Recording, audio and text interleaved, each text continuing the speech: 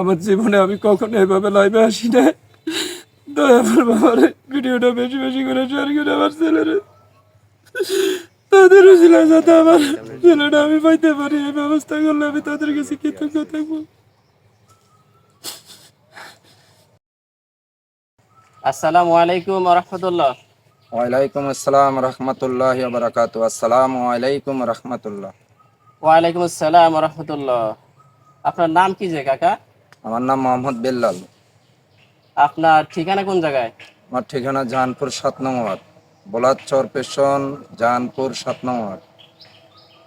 মূলত আপনাদের সমস্যাটা কি একটু আমাদেরকে ক্লিয়ার করে একটু বলবেন? সমস্যা, গত রোববার 7 তারিখ বেলা 3টা বাজে আমার ছেলে বলাচর পেশন বেতুয়া মাদ্রাসায় পড়ালেখা করে, সাইফুল হুজুরের মাদ্রাসায় পড়ালেখা করে। গত রোববারে বিকাল 3টা বাজে আমার বাসা থেকে মাদ্রাসার উদ্দেশ্য বিদায় হয়ে গেছে। এই পর্যান্তিক যত খোঁজ খবর নিয়েছি, পরের দিন মাদ্রাসায় ফোন করছি, মাদ্রাসায় যায়নি।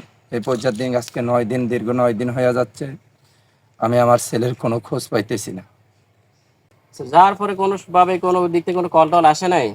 জি না, যে আজকে এই পর্যন্ত কোনো যোগাযোগ, কোনো কল, কারো কোনো এরকম কোনো হদিশ পাইনি। সেই পর্যন্ত খোঁজ খবর কিরকম নিছেন?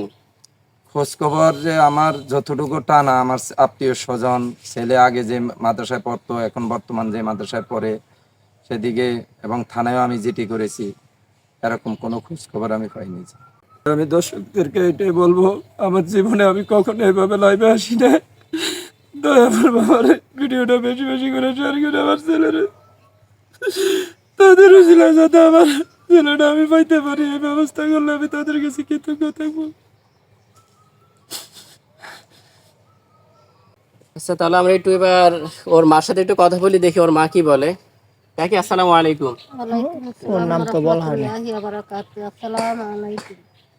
ওয়ালাইকুম আসসালাম। আচ্ছা কাকি, এই যে আপনাদের যে দুঃখের যে বিষয়টা, মূলত আমরা এখন অনেক কিছু শুনলাম, এখন আপনার কাছে একটু জানতে চাই, আসলে আপনার ছেলেটা যেহেতু আজকে প্রায় 9 দিন চলমান হারিয়ে গেছে, কোনো খোঁজ খবর নাই, এটাই সঠিক নাকি?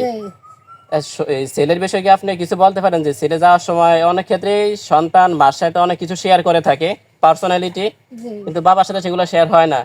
এমন কোনো কথাবার্তা কি আপনার সাথে বলেছিল আপনার ছেলে?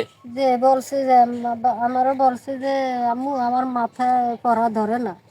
তখন আমি কইছি বাবা পড়া ধরে না জান, তাহলে তুই তোর আব্বুরও বল। তখন বাহিরে বলে নাই, আমারই বলছে। বলার পরে বাহির যখন জিজ্ঞাসা করছে, আমি বাহিরে বলছি। বাহির জিজ্ঞাসা করছে, তখন কেছি না আমি ফুল মাদ্রাসায় ফুল ফুমু করে আর বিদায় দিছে যে 3টা 3:30টার দিকে। আচ্ছা, আজকে যেদিন রবিবার 3টে বিদায় দিছে, ওই দিন যাওয়ার সময় আপনার সাথে এরকম কোনো কথা বলে যায় না ছেলে? না, আমার এরকম কোনো কথা বললে যায় না। এমনি আমি ছেলে দিয়েই আমি পাকঘরে যে আমি কান্না কাটি, আমার দুর্গত হয়ে গেছে। আমার কেমন জানি কলকার ভিতরে জল্লা ফিরেছে, অ্যাঙ্গার হয়ে গেছে। আমি শুধু কান্তি, আমার বড় মেয়ে আমার আশা দেয় আপনি এরম করেন কে, আমার ভাই বিদায় দিয়েছেন আপনি, আমার ভাই ভরার লাইনে গেছে, এই আশা দিয়ে আমার মেয়ে রাখতে চায়। আমার কলকার ভিতরে এসে কেমন জানি একটা চট লাগছে। আমি আপনার কাকার কারণে আমি ঘরের ভিতরে হাই উতাস করতে পারি না। রাগ করবো দেখি আমার বড়ার লাইনের ভিতরে যাইলে আমার রাগ করবো, এই কথা আমি কোনো প্রকার আমি হাই উতাস করি না। আরো এমনি জল্লা ফুটে গেছে আমার কলকার ভিতরে।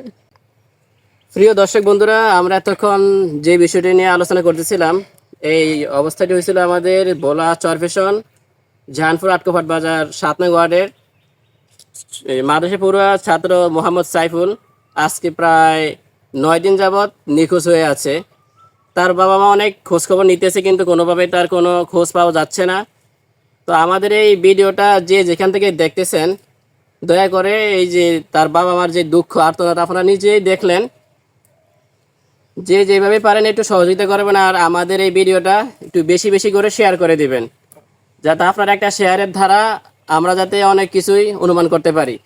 কারণ আপনার একটা শেয়ারের ধারা হয়তো অন্য অন্য মানুষ এটা আরও বেশি করে দেখতে পারবে।